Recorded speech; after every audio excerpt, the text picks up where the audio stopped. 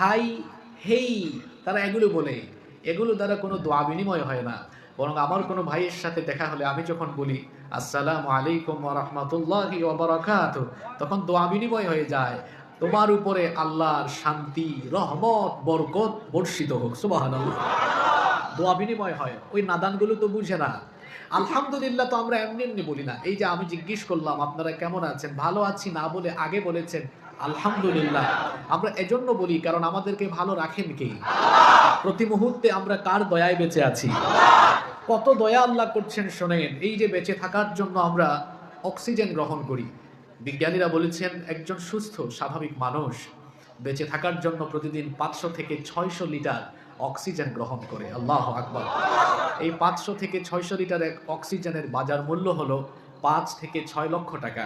আমি যদি 5 লক্ষ টাকাও ধরি তাহলে মাসে হয় 150 লক্ষ, মানে 1.5 কোটি টাকা। বছরে হয় 18 কোটি টাকা। তার মানে জন্মের পর থেকে নিয়ে আজ পর্যন্ত, এখন পর্যন্ত আপনি মিলিয়ন, বিলিয়ন, ট্রিলিয়ন ডলারের অক্সিজেন গ্রহণ করেছেন। টাকা পয়সা পেইড করে না ফ্রি ফ্রি, মাগনা মাগনা?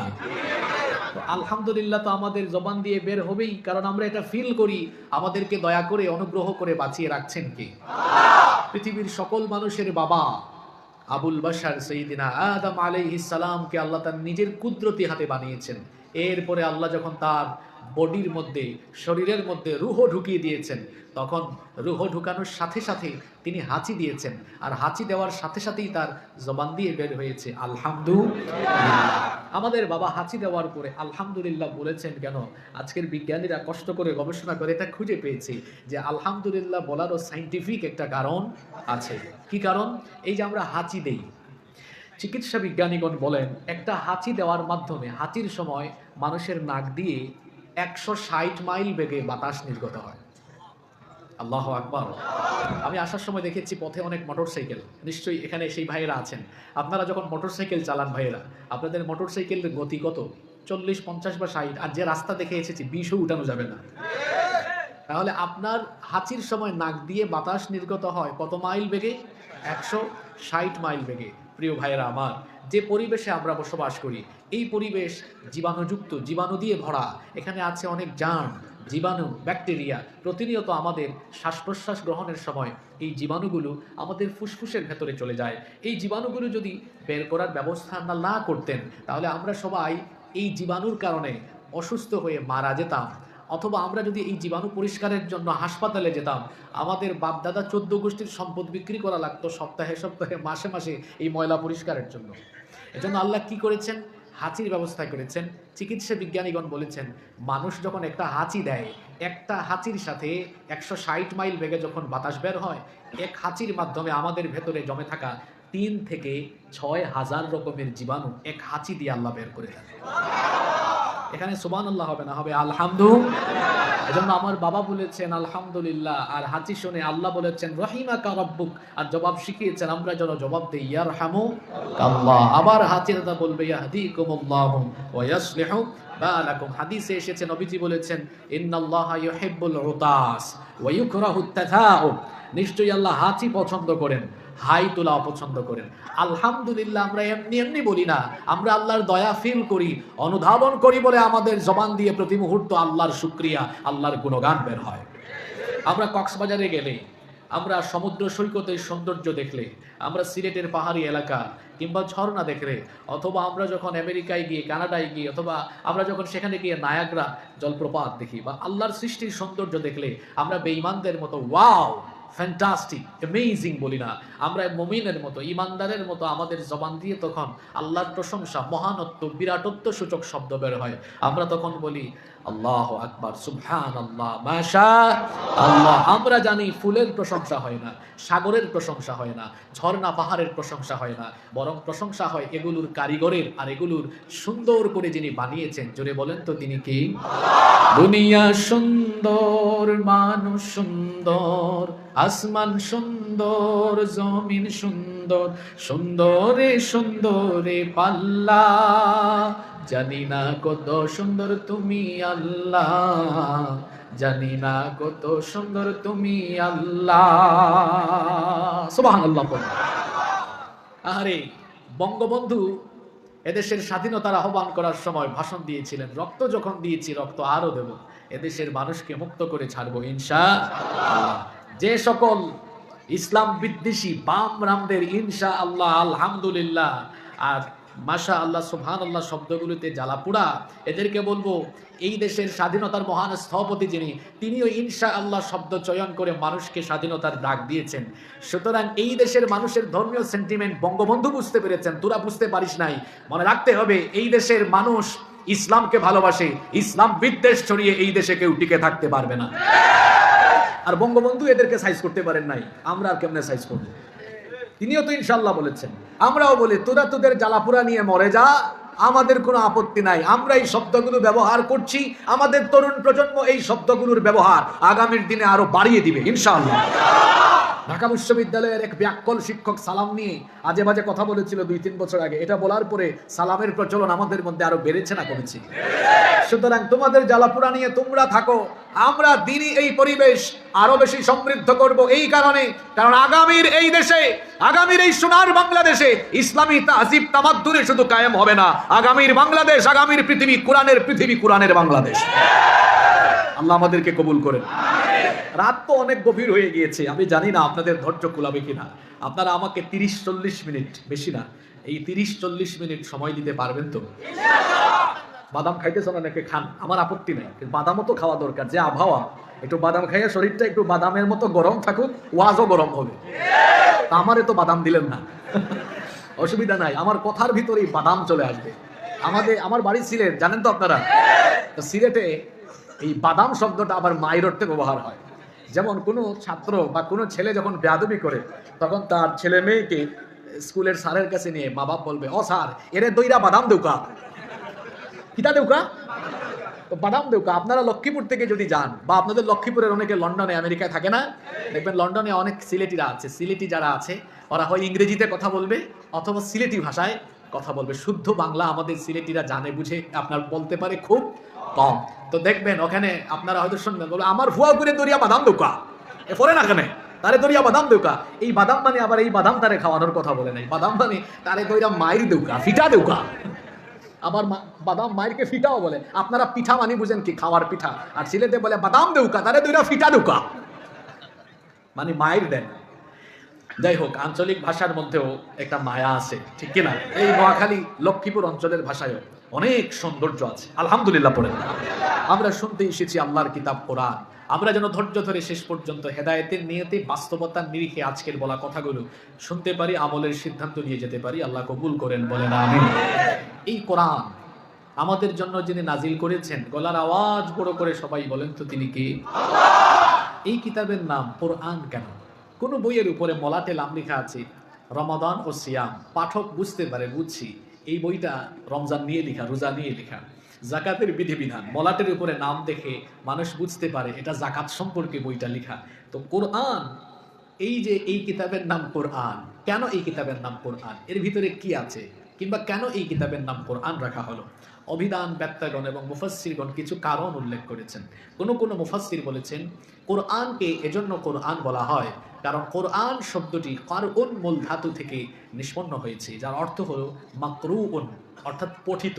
আর কোরআন হলো দুনিয়ার একমাত্র কিতাব যা দুনিয়াতে সবচাইতে বেশি পরিমাণ তিলাওয়াত হয়, বলেন সুবহানাল্লাহ। Quran is a book that is most read in this world. কোরআন দুনিয়ার একমাত্র কিতাব, এই কিতাব দিবানিশি 24 ঘন্টা অনবরত দুনিয়ার কোথাও না কোথাও তিলাওয়াত হয়, সুবহানাল্লাহ। কোরআন এটা কোনো আবেগী কথা নয়, এটা হলো যৌক্তিক, বাস্তবিক এবং বিজ্ঞানসম্মত কথা।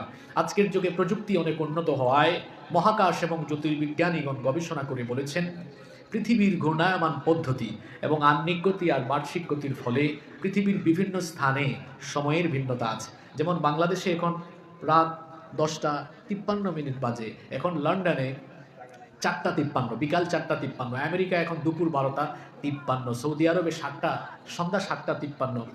কোনো দেশে এখন সকাল, কোনো দেশে সন্ধ্যা, কোনো দেশে বিকেল, কোনো দেশে দুপুর। নাকি সারা দুনিয়ায় সময় একরকম নয়। তো বিজ্ঞানীগণ গবেষণা করে দেখলেন সময়ের এই ভিন্নতার কারণে গোটা পৃথিবীতে 24 ঘন্টায় পৃথিবীর কোনো না কোনো জায়গায় আজান হয়, সুবহানাল্লাহ। আজান হলে মুসলমানরা কি আদায় করে? নামাজ আদায় করে। আর নামাজে মুসলমানগণ কয়টা কিতাব থেকে তিলাওয়াত করে? মাত্র একটা। আমাদের কিতাব একটাই, নামাজের তিলাওয়াতের কিতাব একটাই। কিতাবের নাম কি? তাহলে আমরা এখন বাদাম খাই, ওয়াজ শুনি। কোনো দেশে জোহরের নামাজ, কোনো দেশে এখন ফজরের নামাজ, কোনো দেশে আসর, কোনো দেশে মাগরিব, কোনো দেশে এশা, কোনো দেশে আল্লাহর বান্দা তাহাজ্জুদে দাঁড়িয়ে আছে। তার মানে আপনি আমি বাদাম খাইলেও, রান্না করলেও, চাষাবাদে থাকলেও, ব্যবসা করলে, অফিস করলে, ওয়াজ করলে কি হয়েছে? পৃথিবীতে 24 ঘন্টায় পৃথিবীর কোথাও না কোথাও আল্লাহর বান্দারা অনবরত কোরআনের তেলাওয়াত করে। কোরআনের তেলাওয়াত 24 ঘন্টার মধ্যে একটা সেকেন্ডও থামে না। দিবানিশি 24 ঘন্টা অনবরত পৃথিবীর কোথাও না কোথাও আল্লাহর কালাম তিলাওয়াত হয়। সুবহানাল্লাহ। পৃথিবীতে কোরআন ছাড়া কি আর কোনো বই আছে যা 24 ঘন্টা তিলাওয়াত হয়? কথা বলেন আপনারা, হয়? তাহলে কোরআনকে কেন কোরআন বলা হয়? বাদাম খান, অসুবিধা নাই, মনোযোগও যেন থাকে। কোরআনকে এজন্য কোরআন বলা হয়, এটা দুনিয়াতে সবচেয়ে বেশি তিলাওয়াত হয়। নাম্বার 2, কেউ কেউ বলেছেন কোরআন শব্দটি করনুন মূল ধাতু থেকে নিষ্পন্ন হয়েছে, যার অর্থ হলো মাকরুনুন, মানে হলো মিলিত। কোরআনের আগের আয়াতের সাথে পরের আয়াতের ছন্দের মিল আছে। আপনি কোরআন খুলে দেখুন, মিনাল বিদায়া ইলা নিহায়া, স্টার্টিং থেকে এন্ডিং পর্যন্ত দেখবেন কোরআনুল কারীমকে এত সুন্দর করে নাজিল করা হয়েছে। The entire Quran has been presented in poetic form. গোটা কোরআনকে আল্লাহ তাআলা ছন্দের এক অসাধারণ মিল দিয়ে নাজিল করেছেন। সুবহানাল্লাহ পড়েন। কোরআনুল কারীম এমন এক অসাধারণ ছন্দময় কিতাব। আপনি কোরআনুল কারীমের শুরু থেকে শেষ পর্যন্ত যে কোনো সূরা, যে কোনো পৃষ্ঠা, যে কোনো পেজ যখন তেলাওয়াত করবেন, তখন আপনি দেখবেন আগের আয়াতের সাথে পরের আয়াতের ছন্দের এক অসাধারণ মিল পাবেন। এই রকম ছন্দময় কোনো কিতাব আসমানের নিচে জমিনের উপরে আর নাই। যে কোনো সূরা পড়েন দেখবেন আপনি মজা পাবেন, ছন্দের মিল খুঁজে পাবেন। যেমন কোরআনুল কারীমের সবচাইতে ছোট সূরা সূরাতুল আল কাউসার, এই সূরাটি তো আমাদের সকলেরই জানা আছে। সবাই সওয়াবের নিয়তে জবানটা খুলে দিয়ে বাদাম খাইতে খাইতে পড়েন, ইন্না আতাইনাকাল কাউসার ফাসাল্লি লিরাব্বিকা ওয়ানহার ইন্না শানিআকা হুয়াল আবতার। মাশাআল্লাহ, আপনারা কেউ শরীফ থেকে শরীফা নয়, শরীফই, উচ্চারণ শরীফের মতো আছে আওয়াজ। বলেন তো দেখি, ইন্না আতাইনাকাল ফাসাল্লি লিরাব্বিকা ইন্না শানিআকা হুয়াল। দেখছেন কারবা, প্রত্যেক আয়াতের শেষে র সুকুন আছে না নাই? কুল হুয়াল্লাহু আল্লাহুস লাম ইয়ালিদ ওয়া লাম ইয়াকুল লাহু কুফুয়ান। ছন্দ মিল আছে না নাই? ইদাস সামাউ ফাতারাত ওয়া ইদাল কাওয়াকিবু ইনতাসারাত ওয়া ইদাল বিহারু ফুজ্জিরাত ওয়া ইদাল কুবুরু বু'থিরাত আলিমাত নাফসুম মা কদ্দামাত ওয়া আখারাত। ছন্দের মিল আছে না নাই? আমাদের সবচাইতে পছন্দের সূরা সূরাতুর রহমান, তিলাওয়াত করে দেখেন কি অসাধারণ ছন্দ মিল। আর রহমান আল্লামাল কুরআন খলাকাল ইনসান আল্লামাহুল বায়ান। ছন্দ মিল আছে না নাই? যেখানেই যাবেন, যে পৃষ্ঠায় যাবেন, যে সূরায় যাবেন, যে আয়াতে যাবেন, দেখবেন আগের আয়াতের সাথে পরের আয়াতে ছন্দের এক অসাধারণ মিল দিয়ে এই কোরআন যিনি নাজিল করেছেন তিনি কে? তাহলে কোরআনের নাম কোরআন কেন? দুইটা কারণ বলেছি। এক নাম্বার, এটা দুনিয়ার সর্বাধিক পঠিত কিতাব। দুই number, the entire Quran has been presented in poetic form. গোটা কোরআনকে ছন্দময় করে যিনি নাজিল করেছেন, গলার আওয়াজ বড় করে সবাই বলেন তো তিনি কে? কোরআন ছাড়াও কোরআনুল কারীমের আরো গুণবাচক প্রায় শতাধিকের মতো নাম আছে। আমি মাস্টার্সে যখন থিসিস করি এই বিষয়ে, তখন এটা নিয়ে গবেষণার সুযোগ হয়েছে। আমি থিসিস করেছিলাম আসমা ওয়া আওসাফুল কুরআন মিন খিলালিল কুরআনিল কারীম। কোরআনের আলোকে কোরআনের নাম এবং বৈশিষ্ট্য সমূহ। কোরআন তো হলো কোরআনের একটা নাম, এটা ছাড়াও কোরআনের আরো অনেক গুণবাচক নাম আছে। আমরা আজকে সেগুলো জানবো। আপনারা ভাববেন না যে হুজুর কোরআনের নাম বইলা বইলা আজকে চলে গেল। প্রত্যেকটি নামের মধ্যে সিগনিফিকেন্স আছে, আর প্রত্যেকটা নামের মধ্যে আমাদের জন্য অনেক শিক্ষা আছে। আমি নামগুলো বলার পাশাপাশি এর সিগনিফিকেন্স এবং শিক্ষাগুলো তুলে ধরবো। এগুলো আমরা সমাজে, আমরা আমাদের জীবনে কাজে লাগানোর চেষ্টা করবো বলে ইনশাআল্লাহ। কোরআনের বাহিরে কোরআনের আর কি নাম আছে দেখি। যদিও আমাদের বাংলাদেশি যত প্রিন্টেড কোরআন আছে সবগুলাতে দেখবেন লেখা কোরআন শরীফ, অথচ শরীফ কোরআনের কোনো গুণবাচক নাম নয়। শরীফ বললে আপনাদের সগীরা গুনাহও হবে না, কবিরা গুনাহও হবে না, কোনো অসুবিধা নাই। কিন্তু শরীফ এটা কোরআনের গুণবাচক কোনো নাম নয়। কোরআনের গুণবাচক নাম হলো কারীম। গুণবাচক নাম কি? রব্বুল আলামিন কোরআনুল কারীমের 56 নম্বর সূরা সূরাতুল ওয়াকিয়া এর 77 নম্বর আয়াতে বললেন, ইন্নাহু লাকুরআনুন কারীম। আল্লাহ তাআলা বলছেন নিশ্চয়ই এই কোরআন হলো সম্মানিত কিতাব। কারীম মানে হলো সম্মানিত। কোরআনকে কেন কারীম বলা হয়? কারণ হলো সম্মানিত ফেরেশতার মাধ্যমে, সম্মানিত মাসের, সম্মানিত রাতের, সম্মানিত নবীর কাছে, সম্মানিত উম্মতের জন্য এই কিতাব যিনি নাজিল করেছেন তিনি কে? বাদাম খাইতেছেন, খান, কথাগুলো বুঝবেন। কোরআনকে সম্মানিত কিতাব বলা হচ্ছে কারণ সম্মানিত ফেরেশতার মাধ্যমে, সম্মানিত মাসের, সম্মানিত রাতে, সর্বাধিক সম্মানিত নবীর কাছে, সম্মানিত উম্মতের জন্য এই কোরআন নাজিল হয়েছে। সুবহানাল্লাহ। এই কোরআন হলো এমন কিতাব, এই কোরআনওয়ালা যিনি হবেন তিনি দুনিয়াতে সম্মানিত হয়ে যাবেন, আখিরাতেও সম্মানিত হয়ে যাবেন। দেখেন আমরা যখন মসজিদে নামাজে দাঁড়াই তখন দেখা যায় লক্ষ লক্ষ মানুষ নামাজের জন্য কাতারবন্দি হয়, কিন্তু সেই নামাজের জামাতে ইমামতির দায়িত্ব তাকেই দেওয়া হয় যিনি সবচাইতে সুন্দর করে কোরআনের তেলাওয়াত করতে জানেন। তাহলে বোঝা গেল কোরআনওয়ালাদের সম্মান সকল জায়গায় আছে না নাই? আল্লাহর হাবিব বলেছেন, ইন্না লিল্লাহি আহলিনা মিনান নাস। আল্লাহর নবী বলেছেন মানুষের মধ্যে কিছু মানুষ হলো আল্লাহর পরিবারের অন্তর্ভুক্ত। এখন আপনারা বলবেন, হুজুর আমরা তো জানি আল্লাহর কোনো পরিবার নাই, কারণ আল্লাহ সূরা ইখলাসে বলেছেন লাম ইয়ালিদ ওয়া লাম ইউলাদ। তাকে কেউ জন্ম দেয়নি, তিনিও কাউকে জন্ম দেননি। তিনি হলেন আহাদ, একক, অদ্বিতীয়, তার সাথে কোনো শরীক নাই। তাহলে মানুষের মধ্যে কোন মানুষগুলো আবার আল্লাহর পরিবারে ঢুকে গেল? মুহাদ্দিসগণ এই হাদিসের ব্যাখ্যায় বলেছেন এখানে আল্লাহর পরিবার মানে হলো ওই বান্দাগুলো আল্লাহর সবচাইতে নৈকট্যশীল, আল্লাহর সবচাইতে প্রিয়। আল্লাহর নবী বললেন মানুষের মধ্যে কিছু মানুষ আল্লাহর সবচাইতে প্রিয়, আল্লাহর সবচাইতে নৈকট্যশীল। সাহাবীরা এই কথা শুনে জিজ্ঞেস করলেন, ওয়ামান হুম ইয়া রাসূলুল্লাহ? সকলে বলেন সাল্লাল্লাহু আলাইহি ওয়াসাল্লাম। কারা কারা? নবীজি তখন বললেন আহলুল কুরআনি হুম আহলুল্লাহি ওয়া খাসাতুহু। কোরআনওয়ালা মানুষ যারা আল্লাহর সবচাইতে নিকটবর্তী বান্দা তারা। কোরআনওয়ালারা আল্লাহর সবচাইতে নৈকট্যশীল বান্দা। আপনি কোরআনওয়ালা হয়ে যান, আপনার সম্মান বেড়ে যাবে। এত সম্মান বাড়বে কিয়ামতের দিন এই কোরআন শাফায়াতকারী গ্রন্থ হবে। নবীজি বলেছেন আল কুরআনু শাফিউম মুশাফফা। কোরআন হলো এমন শাফায়াতকারী গ্রন্থ যেই কিতাবের শাফায়াত কিয়ামতের দিন কবুল করবেন কে? নবীজি বলেছেন ইউজিউল কুরআন ইয়াউমাল কিয়ামাহ। কিয়ামতের দিন কোরআন এমন অবস্থায় হাজির হবে, কোরআন বলবে ইয়া রাব্বি, হে আমার রব, হাল্লিহি ফায়ুলবাসু তাজুল কারামা। আল্লাহ তোমার এই বান্দা কোরআনওয়ালা ছিল, তাকে তুমি অলংকৃত করো। আল্লাহ তাআলা কোরআনের সুপারিশ শুনে কোরআনওয়ালা ব্যক্তিকে সম্মানের মুকুট পরিধান করাবেন। কোরআন বলবে জিদহু, আল্লাহ তুমি তার সৌন্দর্য আরো বাড়িয়ে দাও, সম্মানকে আরো বাড়িয়ে দাও। আল্লাহর নবী বলেছেন ফায়ুলবাসু হুল্লাতুল কারামা। তখন তাকে আল্লাহ আরো সম্মানিত পোশাক পরাবেন, আরো মর্যাদা বাড়িয়ে দিবেন। আল্লাহ তাআলা কোরআনওয়ালা ওই ব্যক্তিকে বলবেন ইকরা ওয়ারকা ওয়া তুজাদু বিকুল্লি আয়াতিন হাসানা। তুমি আল্লাহর কিতাব দুনিয়াতে যেমন পড়তে আজকে সেভাবে পড়ো, প্রত্যেকটা আয়াতের তেলাওয়াতের পরে জান্নাতে তোমার মর্যাদা বাড়িয়ে দেওয়া হবে।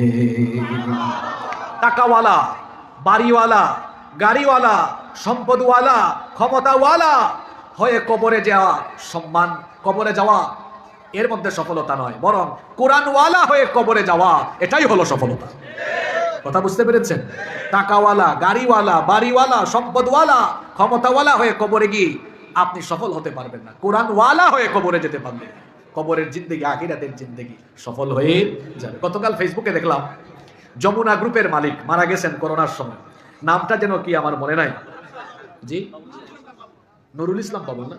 আচ্ছা যাই হোক ওনার কবর দেখলাম, সাধারণ মানুষের কবর যেমন ওনার কবরও তেমন, একই কথা। আপনি যত বড় পয়সাওয়ালা হন না কেন, ওই আপনার কবর নামক যে ঘর, এটার বিছানা নিচেও মাটি, ডানেও মাটি, বামেও মাটি, ইন্টেরিয়ার উপরে বাঁশের ছাউনি, এটাই হলো আপনার কবরের ঘর। বেচারা ওখানে শুয়ে আছেন কবরে, অথচ এই লোক মারা যাওয়ার সময় হয়তো নিজেই জানতো না তার অ্যাকাউন্ট অ্যাকাউন্টে কত টাকা আছে, ব্যাংক ব্যালেন্স কত, সম্পদ কত, হয়তো নিজেই সব জানতো না, সব রেখে চলে গিয়েছে কবরে। আপনি আপনার এই গঙ্গা শিবপুরে দেখুন না, কবরস্থানে যারা ঘুমিয়ে আছে, বাড়ি গাড়ি টাকা পয়সা ক্ষমতা সব রেখে ঘুমিয়ে আছে। টাকাওয়ালা, বাড়িওয়ালা, গাড়িওয়ালা, সম্পদওয়ালা, ক্ষমতাওয়ালা হয়ে কবরে যাওয়া সফলতা নয়, বরং কোরআনওয়ালা। কোরআনের নাম কে? আপনি কোরআনের কাছে আসলে দুনিয়াতে আকাশচুম্বী সম্মান আপনাকে দিয়ে দিবেন কে? আখিরাতেও সম্মান আছে। এজন্য নিজের সন্তানগুলোকে আপনি কোরআন শিখান, বাচ্চাগুলোকে কোরআন শিখান। আল্লাহ নবী বলেছেন, মান ক্বারাআল কুরআন ওয়া আমিলা বিমা ফি উলবিসা ওয়ালিদাহু তাজান ইয়াউমাল কিয়ামা। যে ব্যক্তি কোরআন পড়ে এরপরে কোরআনের বিধানগুলো মেনে কোরআন অনুযায়ী আমল করে, আল্লাহ তার পিতা মাতাকে কিয়ামতের দিন তাদের মাথার মধ্যে নূরের মুকুট পরিধান করাবে। সেই মুকুটের আলো কেমন হবে? নবীজি বলেছেন, দাউহু আহসানু মিন দাউইশ শামসি ফি বুয়ুতিদ দুনিয়া। কিয়ামতের দিন যখন কোরআনওয়ালাদের মাতা পিতার মাথায় আল্লাহ নূরের মুকুট দিবেন, ওই মুকুটের আলো দুনিয়ার সূর্যের আলোকেও ম্লান করে দিবে। আপনি হাদিসের শব্দগুলো বুঝেন, কথার ওজন বুঝার চেষ্টা করেন। আপনার সন্তানকে কোরআনওয়ালা বানিয়ে গেলে আল্লাহ মাথায় এমন নূরের মুকুট দিবেন, ওই নূরের মুকুটের নূর পৃথিবীর সূর্যের আলোকেও ম্লান করে দিবে। আল্লাহু আকবার! কি সম্মান, কি সম্মান! কিন্তু এই সম্মান তো পাবেন তখন সন্তানকে কোরআনওয়ালা বানাবেন যখন। আপনি তো আপনার সন্তানকে কোরআনওয়ালা বানান নাই, আপনি আপনার সন্তানকে ইংরেজি বিজ্ঞান সব শিখিয়ে ফেলেছেন, কিন্তু আপনার এই ছেলে, আপনার এই মেয়ে কলেজে ইউনিভার্সিটিতে বলে শুদ্ধ করে আউযুবিল্লাহও পারে না, বিসমিল্লাহও পারে না। কেমন সন্তান বানিয়েছেন আপনি? এই যে আমি আসার পরে তৌসিফ এখানে কোরআন তেলাওয়াত করলো, আপনাদের এলাকারই তো ছেলে, তো তৌসিফের মা বাবা তো সৌভাগ্যবান, ইংলিশ মিডিয়ামে পড়ে, কিন্তু কত সুন্দর তেলাওয়াত করে, হিফজও কমপ্লিট করেছে। আপনার সন্তানকে আপনি যদি কোরআনওয়ালা বানিয়ে যেতে পারেন, দুনিয়ায়ও আপনি সম্মানিত, আখিরাতেও আপনার মতো মা বাবা আপনি সম্মানিত। কেমন ছেলে মেয়ে রেখে যাচ্ছেন, উস্তা খায়াও আপনি মারা গেলে পশ্চিম দিকে উস্তা খায়াও পড়বেন না। উস্তা বুঝেন আপনারা? নোয়াখালী অঞ্চলে উস্তা বলে, আমাদের সিলেটে উস্তা বলে, ওই আমরা প্রমিত বাংলায় বলি আর কি, হুচট খেয়ে পড়ে। তো হুচট খাইয়া পড়াও আল্লাহকে সাজদা দিবে না, কোরআনের তেলাওয়াত করবে না। শুনুন, আপনার সন্তানকে কোরআনওয়ালা বানান, মারা যাওয়ার পরে আরেকজন আলেম এসে জানাজা করা লাগবে না। আচ্ছা বলেন তো, আপনি মারা যাওয়ার পরে আরেকজন আলেম এসে জানাজা করলে অন্তরে কোনো আবেগ কাজ করবে? সেই জায়গায় আপনার ছেলে যদি জানাজার নামাজে দাঁড়িয়ে যায়, প্রত্যেকটা তাকবীর দিতে গিয়ে তার কলিজা ফেটে যাওয়ার মতো অবস্থা হবে, তার চক্ষু থেকে পানি বেয়ে যখন নাকের ডগায় আসবে, এখানেই তো আপনি সফল। আপনার সন্তানের চক্ষু দিয়ে যখন পানি আসবে, এমন সুসন্তান কোরআনওয়ালা নেককার সন্তানের চোখের পানির কারণে আল্লাহ আপনার কবরের জাহান্নামের আগুনকে আপনার সন্তানের চোখের পানি দিয়ে চিরতরে নিভাইয়া দিবেন। শুধু সুবহানাল্লাহ পড়ে বাড়ি চলে গেলে চলবে না, সিদ্ধান্ত নিতে হবে আমার আপনার সন্তানগুলোকে কোরআনওয়ালা বানাতে হবে। পারবেন তো? আমি বলেছিলাম না, কোরআনের নাম বলে বলে চলে যাব না, প্রতিটা নামে আমাদের জন্য শিক্ষা। কারীম মানে সম্মানিত, আপনি সম্মানিত হবে তখন, কোরআনওয়ালা হবেন যখন। আল্লাহ আমাদেরকে কোরআনওয়ালা বানিয়ে দেন। আপনাদের কষ্ট হচ্ছে না তো? আমি ওই তো বলেছিলাম 30-40 মিনিট, অলরেডি 10-15 মিনিট চলে গেছে। আপনাদেরকে কষ্ট দিব না, কম সময়ে বরকতময় কিছু কথা বলার চেষ্টা করবো ইনশাআল্লাহ। এরপরে আসুন, কোরআনের আরেকটা নাম আছে মাজিদ। কোরআনের আরেকটা নাম কি? কোরআনুল কারীমের 50 নম্বর সূরা, সূরা কাফের প্রথম দিকে আল্লাহ বললেন, কাফ ওয়াল কুরআনিল মাজিদ। আল্লাহ তাআলা বলেছেন কোরআনে মাজিদের কসম। আবার সূরা বুরুজ যদি আপনি পড়েন 21 এবং 22 নম্বর আয়াতে পাবেন, আল্লাহ তাআলা বলছেন, বাল হুয়া কুরআনুম মাজিদুম ফি লাউহিম মাহফুজ। মহিমান্বিত এই কোরআন, মর্যাদা সম্পন্ন এই কোরআন, যা লাউহে মাহফুজে সংরক্ষিত ছিল। মাজিদ শব্দের অর্থ হলো মহিমান্বিত, মর্যাদাবান। এই কোরআনের কাছে যে আসবে তার মর্যাদা বেড়ে যাবে। সুবহানাল্লাহ পড়ে। কোরআনের কাছে আসলে যে ব্যক্তি আসবে সেই ব্যক্তির মর্যাদা বাড়ে, যে জাতি আসবে সেই জাতির মর্যাদা বাড়ে। আবু জাহেল কাফের ছিল, ওমর রাদিয়াল্লাহু আনহু কাফির ছিলেন, কিন্তু তিনি যখন কোরআনওয়ালা হয়ে গেলেন তার মর্যাদা এত বেড়ে গেল, নবীজি তার ব্যাপারে বললেন, লা নাবিয়্যা ওয়ালা রাসূলা মিন বাদি। আমার পরে দুনিয়াতে কোনো নবী আসবেন না, কোনো রাসূলও আসবে না। লাউ কানা নাবিয়্যাম মিন বাদি লাকানা ওমর। আমার পরে কেউ যদি নবী হয়ে আসতো তাহলে আমার ওমর আমার পরে নবী হয়ে যেত। এই সম্মান, এই মর্যাদা কিসের কারণে? জোরে বলেন, কিসের কারণে? কোরআনওয়ালা যদি আপনি হয়ে যান, একটা হাদিস আমার মনে পড়লো, শুনেন। নবীজি বলেছেন 3 ব্যক্তি কিয়ামতের দিন কোনো টেনশন করবে না। আল্লাহর নবী বলেছেন, তবরানীর বিশুদ্ধ সনদে এই হাদিস বর্ণিত হয়েছে, সালাতাতুল্লাহ ইয়ামুলুহুমুল ফাযাউল আকবার। নবীজি বলেছেন 3 ব্যক্তি কিয়ামতের দিন ভীত সন্ত্রস্ত হবে না, ওয়ালা ইয়ানালুহুমুল হিসাব, এদের কাছ থেকে আল্লাহ কোনো হিসাবও নিবেন না। শুধু তাই নয়, হুমা আলা কাতিবিম মিন মিসকিন আলা ইয়াফরুগা মিন হিসাবিল খালাইক, যখন সকল মানুষ বিচারের মাঠে বিচারের চিন্তায়, হিসাবের চিন্তায় পেরেশান থাকবে, তখন ওই মানুষগুলো মেশকে আম্বরের সুউচ্চ টিলার মধ্যে আনন্দের সাথে অবস্থান করবে। সুবহানাল্লাহ। কথাগুলো আমি আবারও রিপিট করছি, শুনেন। 3 ব্যক্তির কাছ থেকে আল্লাহ কিয়ামতের দিন হিসাব নিবেন না। 2 নম্বরে তারা ভীত হবে না। 3 নম্বরে হলো তারা মেশকের টিলায় অবস্থান করবে। সাহাবীরা বললেন, নবী গো তারা কারা?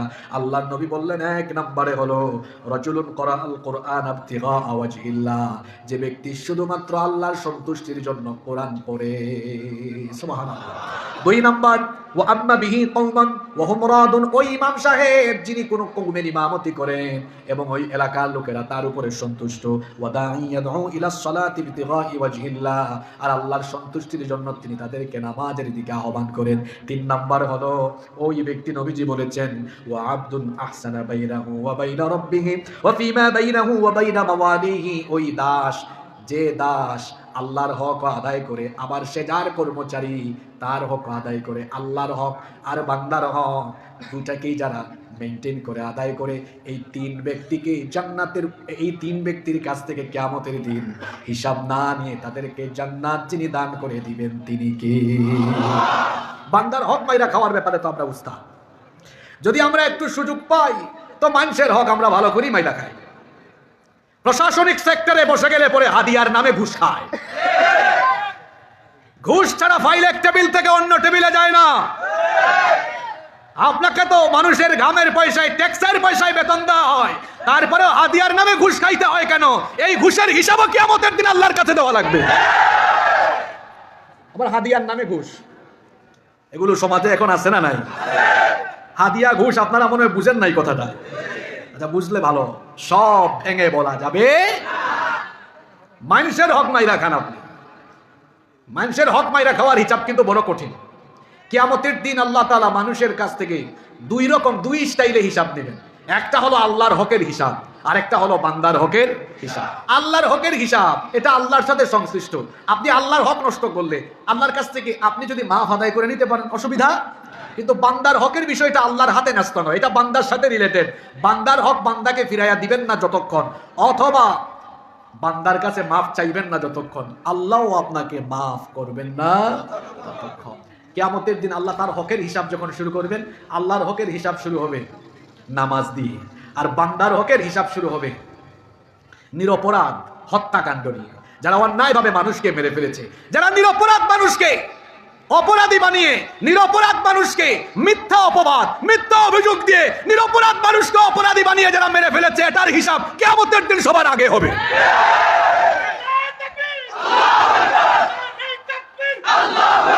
এই দুনিয়ায় কত জালিমেরা, সাধারণ মানুষ নয়, কত জালিমেরা আলেমদেরকে অপরাধী বানিয়ে মেরে ফেলেছে। আপনি কি মনে করছেন বিনা বিচারে আপনি পার পেয়ে যাবেন? খবর আছে আপনার, খবর আছে আপনার। একটু মইরা দেখেন না, মাইর একটাও মারিত করবে না। হিসাব আছে না নাই? বিচার আছে না নাই? দুনিয়ায় অনেক কিছুর বিচারই হয় নাই, কিন্তু সব বিচার কিয়ামতের দিন করবেন কি? কষ্ট হচ্ছে নাকি আপনাদের? বলছিলাম কোরআন এটা এমন কিতাব, এটা এমন মহিমান্বিত কিতাব, এমন মর্যাদাবান কিতাব, এই কিতাবের কাছে যিনি আসবেন তার মর্যাদা বাড়িয়ে দিবেন কে? এমন কি কোনো জাতি যদি এই কোরআনকে গ্রহণ করে নেয়, ওই জাতি, ওই সভ্যতা, ওই সমাজকেও আল্লাহ তাআলা মর্যাদাবান সমাজে একটা মর্যাদাশালী সমৃদ্ধ সমাজ বা সভ্যতায় পরিণত করে দিবেন। বলবেন হুজুর একটা উদাহরণ দেন তো। মধ্যযুগে অসভ্য, লুণ্ঠনকারী, নারীর ইজ্জত লুণ্ঠনকারী, চোর ডাকাত এবং অসভ্য সেই বর্বর সমাজের মানুষগুলোকে আল্লাহর নবী এই কোরআন দিয়ে এমন ভাবে পরিবর্তন করে দিলেন, যারা ছিল নারীর ইজ্জত লুণ্ঠনকারী, কোরআনের কাছে এসে তারা নারীর ইজ্জতের পাহারাদার হয়ে গেল। সুবহানাল্লাহ। একটা সমাজকে নবীজি কিভাবে পরিবর্তন করলেন। সেই জাহেলি যুগের গোটা সমাজের বেশিরভাগ লোকেরাই মদঘুর ছিল, মাদকাসক্ত, এরা ছিল নারী আসক্ত, নারীর ইজ্জত লুণ্ঠনকারী, এরা ছিল অনাচার অত্যাচারকারী। সেই অসভ্য বর্বর সমাজকে নবীজি কুরআন দিয়ে এমন ভাবে পাল্টে দিলেন। আমাদের ইমাম সাহেব তো মসজিদে জুমার দিনে সানি খুতবায় বলেন, খায়রুল কুরুনি করনিন সুম্মাল্লাযীনা ইয়ালুনাহুম সুম্মাল্লাযীনা ইয়ালুনাহুম। এটার অর্থ কি? নবীজি বলেছেন সর্বশ্রেষ্ঠ যুগ হলো আমার যুগ। আমার যুগের মতো সোনালী যুগ পৃথিবীতে কিয়ামত পর্যন্ত মানুষ আর দেখবে। তো নবীজির সেই যুগ সোনালী যুগ হয়েছে কোন কিতাবের আইন প্রয়োগের কারণে? জোরে বলতে হবে। নবীজি বলেছেন, ইন্নাল্লাহা ইয়ারফাউ বিহাদাল কিতাবি আকওয়ামান ওয়া ইয়াদউ বিহি আখারিন। নিশ্চয়ই আল্লাহ এই কোরআন দিয়ে কোনো জাতির উত্থান ঘটিয়ে দেন, আবার কোরআন থেকে দূরে যাওয়ার কারণে কোনো জাতির আল্লাহ পতন ঘটিয়ে দেন। দুইটা উদাহরণই আমার কাছে আছে। যখন কোরআনকে সেই সমাজের লোকেরা গ্রহণ করেছিল, শুধু নবীজির থাকাকালীন সময়টা নয়, নবীজি চলে যাওয়ার পরেও আবু বকর রাদিয়াল্লাহু আনহুর সময় সোনালী সময়, আর ওমর রাদিয়াল্লাহু আনহুর সময় তো ইসলাম বিস্তৃত হতে হতে অর্ধ দুনিয়ায় ছড়িয়ে গেল, অর্ধ পৃথিবী শাসন করেছেন। তখন আইনের কিতাব ছিল কয়টা? আরো জোরে বলেন কয়টা? চুরি নাই, ডাকাতি নাই, অন্যায় নাই, রাহাজানি নাই, দরজা খুলে মানুষ ঘুমিয়েছে, চুরি ডাকাতি। বলছিলাম কোরআনের কাছে না আসলে শান্তি সমৃদ্ধির স্লোগান দিতে দিতে মুখের থেকে থুতু বাইর হবে, ফেনা বের হবে, শান্তি পাবেন না, আপনারা শান্তি পাবেন না। শোনেন, ভালো করে বুঝেন, একটু উপমা দিয়ে বুঝাই। মনে করেন আমার এই ভাইজান, ওনাকে আমরা দায়িত্ব সবাই দিলাম, ভাইজান আপনি গঙ্গা শিবপুর এই এলাকা চালান, পরিচালনা করেন, দায়িত্ব নেন। উনি চিন্তা করলেন এই এলাকা চালাতে হলে কিছু আইন বানানো দরকার, চুরির শাস্তি, ডাকাতির শাস্তি, দেওয়ানি ফৌজদারি, নারী নির্যাতনের শাস্তি, এই অপরাধের এই শাস্তি, ওই অপরাধের ওই শাস্তি। নিজে নিজে আইন বানালেন। বানানোর পরে মানুষের তো স্টেবিলিটি নেই, মানুষ মরণশীল, অথবা মানুষের তো পতনও আছে, কখনো কখনো তার পতনও হয়ে যায়। মনে করেন আমার এই ভাইজানের সময় শেষ, টাইম ওভার হয়ে গেল, এখন আমার কাছে দায়িত্ব আসলো, আপনারা বললেন হুজুর আপনি চালান। আমি চিন্তা করলাম আমার ডানে বামে আমার দলের বেশিরভাগই শেষরা চোর ডাকাত, এখন এদেরকে শেল্টার দিতে হলে চুরি ডাকাতির শাস্তি একটু কমাইতে হবে, যাতে এরাও চুরি করতে পারে আর আমি ওই জন্য আমার মতো থাকতেই পারি। আমি চিন্তা করলাম না, আমার আগে কিছু আইন হয়েছে, এগুলো একটু সংশোধন দরকার, এখন কিছু ঠিক রাখলাম, কিছু সংশোধন করলাম। এরপরে আমার পরে আরেকজনের কাছে দায়িত্ব গেল, তার কাছে যেটা ভালো লাগে ওটা রাখবে, যেটা ভালো লাগে না ওইটা রাখবে না। আপনারা মানলে মানেন আর না মানলে নাই, পৃথিবীর প্রতিটা মানুষ স্বার্থপর। সে আইন বানানোর সময় তার নিজ এবং নিজ দলের স্বার্থকে আগে প্রায়োরিটি দিবে। এই জন্য দেখবেন সারা পৃথিবীতে, সমগ্র পৃথিবীতে মানুষের বানানো আইন দিয়ে যত সমাজ আর রাষ্ট্র পরিচালিত হয়, সেই সমাজ আর রাষ্ট্রের আইন বা সংবিধান বহুবার সংশোধন হয়েছে, কারণ যে যখন সুযোগ পেয়েছে সংশোধন করায় হাত দিয়েছে। এবার আসেন তো বিপরীত চিত্র দেখি। বিপরীত কি? বিপরীত চিত্র আমরা এই ভাইজানকে বললাম আপনি চালান, নিজে একটা আইনও বানাইতে পারবেন না, চালাবেন এই কিতাব দিয়ে, কোরআন দিয়ে। উনার পতন হোক আর মরণ হোক, আমরা দোয়া করছি আল্লাহ আমার ভাইকে দীর্ঘ হায়াত দেন। এটা একটা উদাহরণ জাস্ট। পতন হোক আর মরণ হোক, একটা নুক্তা বাদ দিতে পারবে? আমার কাছে আসলো, আমি বাদ দিতে পারবো? হুজুরের কাছে গেল, তিনি বাদ দিতে পারবেন? তাহলে বোঝা গেল কোরআনের আইন দিয়ে কোনো সমাজ বা সভ্যতা কোনো সমাজ বা সভ্যতা পরিচালিত হলে ব্যক্তির পরিবর্তন হয়, কিন্তু আইনের কোনো পরিবর্তন হয়। কেউ তার নিজ বা দলের সাথে আইন সংশোধন করতে পারবে না। যতদিন পর্যন্ত মুসলমান এই কোরআন দিয়ে সমাজ শাসন করেছে, মুসলমান জাতি মাথা উঁচু করে পৃথিবীতে সম্মানের সাথে দাপিয়ে বেরিয়েছে। আর যখন থেকে মুসলমান কোরআন থেকে দূরে সরে গিয়েছে, মুসলমানরা গোলামের জাতে পরিণত হয়েছে। আপনি প্রমাণ নিতে চান তো শুনুন, উসমানীয় খেলাফতের পতনের পর থেকে পৃথিবীর মুসলমানরা অনৈক্যের বেড়াজালে আবদ্ধ হয়ে যখন থেকে তারা বিভক্ত হয়ে উঠেছে, আপনি দেখেন গোটা পৃথিবীতে আজ মুসলমানরা সবচেয়ে বেশি নির্যাতিত, নিষ্পেষিত হচ্ছে। আজকে ফিলিস্তিন মার খাচ্ছে, আজকে কাশ্মীর মার খাচ্ছে, চেচনিয়া বসনিয়ার মানুষ অসহায় পড়েছে। কেন অসহায় হয়ে পড়েছে? কারণ আমরা গোটা দুনিয়ার মুসলমানরা একই পতাকা তলে ঐক্যবদ্ধ থাকতে পারিনি। আমরা যদি ঐক্যবদ্ধ থাকতে পারতাম, তাহলে আমাদের কোনো ভাই বোনদের উপরে নির্যাতন হওয়া তো দূরের কথা, ইসলামের বিরুদ্ধে কথা বলার দুঃসাহস কারো হতো না। তাহলে বুঝা গেল আমরা নিজেদের জায়গায় ঠিক থাকতে পারি। আমি বলছিলাম এই কোরআনের আইন ছাড়া শান্তি পাওয়া যাবে। কেন শান্তি পাওয়া যাবে না? শুনেন, উনি চুরির আইন বানাইছে, চুরি করলে 1 বছর জেল। আমি সুযোগ পাইছি, ভাবলাম আমার দলে এত চোর, সব যদি জেলে ঢুকে আমি টিকবো কেমনে? বললাম না, এখন থেকে 2 বছর জেল। উনি উনার চেয়ে আরো করা। উনি বললেন না, চুরির শাস্তি 3 বছরের জেল। এই যে শুধু পরিবর্তন, সংশোধন আর সংশোধন, আর কোরআনে সংশোধন নাই, ফিক্সড। বলা হয়েছে অপরাধী চোর প্রমাণিত হয়েছে, হাত কেটে দাও। আপনি মানুষের তৈরি করা আইন বাদ দিয়ে একটা চোরির বিচার শুধু কোরআন দিয়ে করে দেখেন, এক বিচার দেখে সারা দেশের সব চোর তারের মতো সুদা হয়ে যাবে। এখানে পুলিশের অনেক ভাইরা এসেছেন দেখছি, আমাদের পরিচিত অনেকেই জেল হাজতে গিয়েছে, যাওয়ার পরে প্রমোশন হয়েছে, এমনও দেখেছি। চুর হয়ে গিয়েছে, পরে ডাকাত হয়েছে। কি বলেন, এরকম আছে না নাই? আমি দেখেছি এরকম, খুন করে গিয়েছে, বের হওয়ার পর আরো কয়েকটা খুন করেছে, আমরা দেখেছি। আপনি কোরআন দিয়ে একটা বিচার করে দেখেন, যতগুলা খুনি আছে, লুচ্চা আছে, বদমাশ আছে, চোর আছে, ডাকাত আছে, জনমের মতো সাইজ হয়ে যাবে। কোরআন ছাড়া শান্তি, কোরআন যেখানে শান্তিতে সেখানে আপনাদেরকে দেখায়। এই যে দেখুন, এখানে এত মানুষ আছেন, আমি বাদ মাগরিবে একটা প্রোগ্রাম করে আসলাম, অনেক মানুষ। এই যে এত মানুষ আসে কোরআনের মাহফিলে, কোনো চেয়ার দিয়ে মাথা ফাটানো নাই, ঠেলাঠেলি নাই। কিন্তু আপনি দেখেন, কোরআনের সমাবেশ ছাড়া সামাজিক বা রাজনৈতিক সমাবেশে, এটা পুলিশের ভাইরা বলতে পারবেন, সেখানে তারা নিরাপত্তা দিতে গেলেও তারাও ভয়ে থাকেন, না জানি কোন সময় চেয়ার এসে আমাদের নিজেদের মাথায় পড়ে কিনা। কিন্তু কোরআনের মাহফিলে কোনো এ ধরনের গন্ডগোল আজ পর্যন্ত হয়েছে? বড় বড় গ্যাদারিং হয়েছে, লক্ষ লক্ষ মানুষ এসেছে, চলে গিয়েছে, কোনো গ্যাদারিং নাই। কোরআনের সমাবেশে যেমন শান্তি, কোরআনের শাসনেও তেমন শান্তি। পুলিশের ভাইয়েরা এসেছেন, তাদেরকেও বলছি, কোরআনের শাসন হলে আপনারাও আরো সম্মানিত হবেন, আপনারা আরো বেশি আরামে থাকবেন।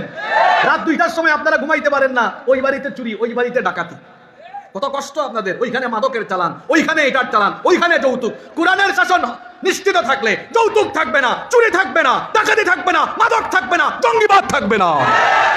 পুলিশের ভাইরাও আরাম পাবেন, প্রশাসনের ভাইরা আরাম ফিল করবেন, কারণ কোরআন আছে যেখানে, শান্তি আছে। আল্লাহ সকলকে বুঝার তৌফিক দান করুন। আপনাদের কষ্ট হচ্ছে না তো? এরপরে আসুন, কোরআনের আরেকটা নাম হলো হাকিম। কোরআনের আরেকটা নাম কি? আমাদের পছন্দের সূরা সূরা ইয়াসিনের মধ্যে আল্লাহ বলেছেন, ইয়াসিন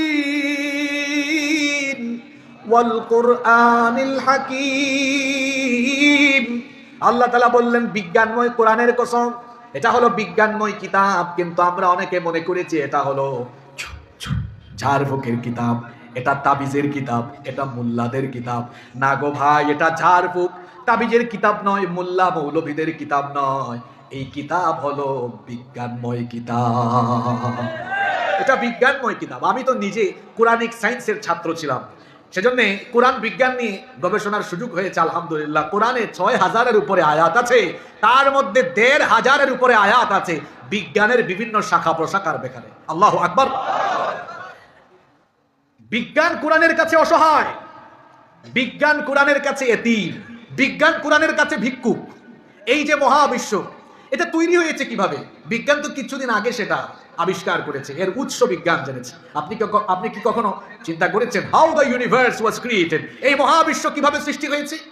স্টিফেন হকিং এর বিগ ব্যাং থিওরির আলোকে বিজ্ঞানীগণ বলেন যে এই মহাবিশ্বের সবকিছু, অর্থাৎ আসমান, জমিন, সূর্য, চন্দ্র, গ্রহ, নক্ষত্র, উপগ্রহ, তারকারাজি, সবকিছু সৃষ্টির শুরুতে পুঞ্জীভূত, একত্রিত ছিল। এরপরে মহাবিস্ফোরণের মাধ্যমে সব আলাদা আলাদা হয়ে সবকিছু আলাদা আলাদা অস্তিত্ব লাভ করেছে। মহাবিস্ফোরণের মাধ্যমে যে ঘটনা ঘটে, সবকিছু আলাদা আলাদা অস্তিত্ব লাভ করেছে। আধুনিক বিজ্ঞান তার নাম দিয়েছে বিগ ব্যাং থিওরি, যেটা নিয়ে বিজ্ঞান বহু বড়াই করে, ফুটানি করে। অথচ আপনি জানলে অবাক হবেন, এই বিগ ব্যাং থিওরি অর্থাৎ মহাবিশ্ব উৎপত্তির এই ধারণা 1500 বছর আগে আল্লাহ কোরআনেও দিয়েছেন। আপনি এটা জানবেন কেমনে? আপনি তো কোরআনকে আপনার বাসার ছাদের উপরে রেখে দিয়েছেন। রমজান আসলে শুধু তারাবি পড়েন, খতম করেন, কোরআন পড়েন না, বুঝার চেষ্টা করেন না। যদি পড়তেন, বুঝতেন, তাহলে জানতেন এটা কত বিজ্ঞানময়। কোরআনুল কারীমের 21 নম্বর সূরা, সূরাতুল আম্বিয়া এর 30 নম্বর আয়াতে আল্লাহ তাআলা বলছেন, আওয়ালাম ইয়ারাল্লাযীনা কাফারু আন্নাস সামাওয়াতি ওয়াল আরদা কানাতা রাতকান ফাফাতাকনাহুমা। আল্লাহ তাআলা বলছেন, অবিশ্বাসীরা কি দেখে না? আসমান সমূহ আর জমিন সৃষ্টির শুরুতে পুঞ্জীভূত ছিল আমি আল্লাহ আমার মহা ক্ষমতা বলে এগুলোকে আলাদা করে দিয়েছি।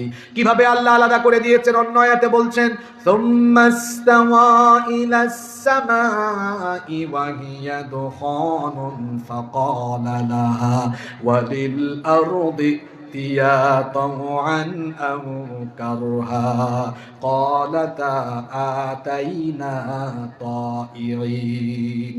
আল্লাহ তাআলা বলছেন, যখন মহাশূন্যে মহাবিস্ফোরণ হলো, আসমান তখন ধোঁয়াশাচ্ছন্ন হয়ে গেল, তখন আমি আল্লাহ ধোঁয়াশাচ্ছন্ন আকাশের দিকে মনোনিবেশ করে আসমান জমিনকে অর্ডার দিলাম, তোমরা পরস্পর আলাদা হয়ে যাও। আসমান জমিন তখন জবাব দিল, ক্বালাতা আতাইনা তাইয়িন, আমরা আমাদের রবের হুকুম মেনে অনুগতদের মতো অস্তিত্বমান অবস্থায় ফিরে এলাম। 1979 সালে সৌদি আরবের রাজধানী রিয়াদে একটি কনফারেন্স হয়েছিল, ইউথ কনফারেন্স, মুক্তামার আশ-শাবাব। সেই কনফারেন্সে এই দুটি আয়াত তিলাওয়াত হয়েছিল। সেখানে উপস্থিত ছিলেন ইউনাইটেড স্টেট অফ আমেরিকার বিখ্যাত সায়েন্টিস্ট বালমার। তিনি এই আয়াতের তিলাওয়াত শুনে বিস্মিত হয়ে দাঁড়িয়ে গেলেন। দাঁড়িয়ে গিয়ে বললেন, হাউ ইজ ইট পসিবল, এটা কি করে সম্ভব? আমরা মহাবিশ্ব উৎপত্তির ধারণা বিগ ব্যাং থিওরির মাধ্যমে কিছুদিন আগে জানতে পেরেছি। কোন বই থেকে এই তথ্য তুমি শোনাচ্ছ? পড়ে বলা হলো, এটা মানুষের রচনা করা কোনো বই নয়, এটা এই যুগের কোনো বই না, এটা ১৫০০ বছর আগে নাজিল হওয়া আল্লাহর কিতাব কোরআন। সে তখন বলল, ১৫০০ বছর আগে তো আমাদের বিজ্ঞানীদের বাপ দাদারও জন্ম হয় নাই, বিজ্ঞানেরও জন্ম হয় নাই। ওই সময়ে মহাবিশ্ব সৃষ্টির বিজ্ঞানময় এই তথ্য যে কিতাবে এসেছে, এটা আবোল তাবোল কিতাব নয়, নিশ্চয়ই এটি মহাবিশ্বের কারিগর থেকে আসা নাজিল হওয়া কিতাব। আমি আর গুমরাহিতে পড়ে থাকতে চাই না। সকলকে সাক্ষী রেখে আমি এই কনফারেন্স হলে কালেমা পড়ে মুসলমান হয়ে গেলাম। বিজ্ঞান যত এগিয়ে যাচ্ছে, বিজ্ঞানীরা কোরআনের কাছে এতিম হয়ে যাচ্ছে, ভিক্ষুক হয়ে যাচ্ছে, অসহায় হয়ে যাচ্ছে। এই যে দেখুন ফিঙ্গারপ্রিন্ট, আজকে আমরা অফিসে ঢুকেই এখন দেখা যায় অফিসগুলো কত মডার্ন, ঢুকার সময় ফিঙ্গারপ্রিন্ট দিয়ে ঢুকতে হয়। সাব রেজিস্ট্রি অফিসে যান, জমি জামার দলিল করবেন, সেখানে আপনি ফিঙ্গারপ্রিন্ট দিতে হবে। মোবাইলের সিম তুলতে যাবেন, সিম যদি আপনি কিনতেও যান, সেখানে কি করতে হয়? ফিঙ্গারপ্রিন্ট দিতে হয়। দেশের বাইরে যাবেন ইমিগ্রেশনে, আপনাকে ফিঙ্গারপ্রিন্ট দিতে হয়। এই যে ফিঙ্গারপ্রিন্ট, পৃথিবীর একজন মানুষের সাথে আরেকজন মানুষের ফিঙ্গারপ্রিন্টের কোনো মিল, এটা বিজ্ঞান জেনেছে 1800 সালের পরে, এখন 2024। 1800 সালের আগে পৃথিবীর কোনো মানুষ ফিঙ্গারপ্রিন্টের কথা জানতোই না। সর্বপ্রথম এটা আবিষ্কার হয়েছে ইংল্যান্ডে। ব্রিটিশ বিজ্ঞানী উইলিয়াম হার্সাল মানব দেহের উপরে গবেষণা চালিয়ে এই তথ্য পৃথিবীর মানুষকে তিনি প্রথমে জানিয়েছেন। এত ফুটানি বিজ্ঞানের, আপনি কি জানেন না এই ফিঙ্গারপ্রিন্টের কথা কোরআনের 75 নম্বর সূরা, সূরা কিয়ামা এর 3 এবং 4 নম্বর আয়াতে আছে। আল্লাহু আকবার। আল্লাহ তাআলা বলছেন, আয়াহসাবু আল্লান নাজমা ইদামা বালা কাদিরিনা আলা আন নুসাউইয়া বানানা। যারা বলে মানুষ মারা যাওয়ার পরে মানুষের হাড্ডি, মাংস, অস্থিপিণ্ড সবকিছু যখন আলাদা আলাদা হয়ে যাবে, সেগুলোকে জোড়া লাগিয়ে কে আবার জিন্দা করবে? আল্লাহ তাআলা বলছেন, এটা যারা মনে করো, তুমি জেনে রাখো তোমার শরীরের হাড্ডি, মাংস আর অস্থিপিণ্ডই শুধু নয়, বালা কাদিরিনা আলা আন নুসাউইয়া বানানা, হাড্ডি, মাংস, অস্থিপিণ্ডের সাথে তোমাদের প্রত্যেকের আঙ্গুলের এই মাথার ছাপ পর্যন্ত আমি আল্লাহ আবার পুনর্বিন্যস্ত করব। কোরআন আগে না বিজ্ঞান আগে? জোরে বলেন, কোরআন আগে না বিজ্ঞান আগে? তাহলে আমাদের বাচ্চারা শিখবে অন্যান্য শিক্ষা আগে না কোরআন আগে? কোরআন আছে এখন? কি শিক্ষায় কোরআন আছে? কথা বলছেন না কেন? আছে না থাকায় কি হয়েছে আমি সেটাও বলছি, না থাকায় কি হয়েছে সেটাও বলছি। আমাদের দেশে মাঝে মাঝে মসজিদে জুতা চুরি হয়। যে মসজিদে জুতা চুরি করে, সুজা বাংলায় তাকে আমরা বলি জুতা চোর। জুতা চোর কি উচ্চ শিক্ষিত না অশিক্ষিত? অশিক্ষিত কিংবা অর্ধশিক্ষিত। বাদাম শেষ হয়ে গেছে না? তো বাদাম শেষ হয়ে গেলে তো আপনাদের ঘুম চলে আসবে। আর একটু বেশি বাদাম নিয়ে বসা উচিত ছিল আপনাদের। আর বেশি না, 10 মিনিট থাকবে না মনোযোগ? থাকবে থাকবে থাকবে থাকবে থাকবে। আজকে তো আমার শামসুল ইসলাম কচি ভাই একটা কাম করছে, যদি আমাকে একটু আগে উঠাইতো, অনেক কথা আজকে জমা ছিল। কচি ভাই আমার খুব মহব্বতের মানুষ, তো যাই হোক, মহব্বতের মানুষ তো মহব্বতে কাম করে ফেলছে। আর উনি নিজের ইচ্ছাই করে নাই, একটু শিডিউল আসলেই বিপর্যয় হয়েছে এই কারণে। তো যাই হোক, কোনো অসুবিধা নাই, আপনারা আমাকে 10 মিনিট সময় দিবেন তো? জুতা চোর অর্ধশিক্ষিত কিংবা অশিক্ষিত। আর অনার্স মাস্টার শেষ করে পিএইচডি হোল্ডার হয়ে মাঝে মাঝে, আমি সকলকে বলছি না, মাঝে মাঝে আমরা এমন মানুষও দেখি যে কলমের খোঁচায় খুব সুন্দর চেয়ার টেবিলে বসেছে, সুন্দর অফিস, কলমের খোঁচায় 100 কোটি নাই, 200 কোটি নাই, 1000 কোটি নাই, বিদেশে পাচার হয়ে গিয়েছে। এমন চোর তো আমাদের দেশে নাই। ওই চোরকে আমরা কি বলি?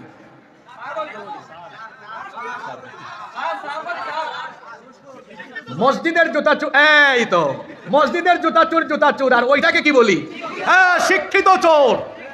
এটা অনেক বড়, এমন শিক্ষিত চোর তো নাই। আচ্ছা, সকল শিক্ষিত ব্যক্তির একাডেমিক ব্যাকগ্রাউন্ডের মার্কশিট আছে না নাই?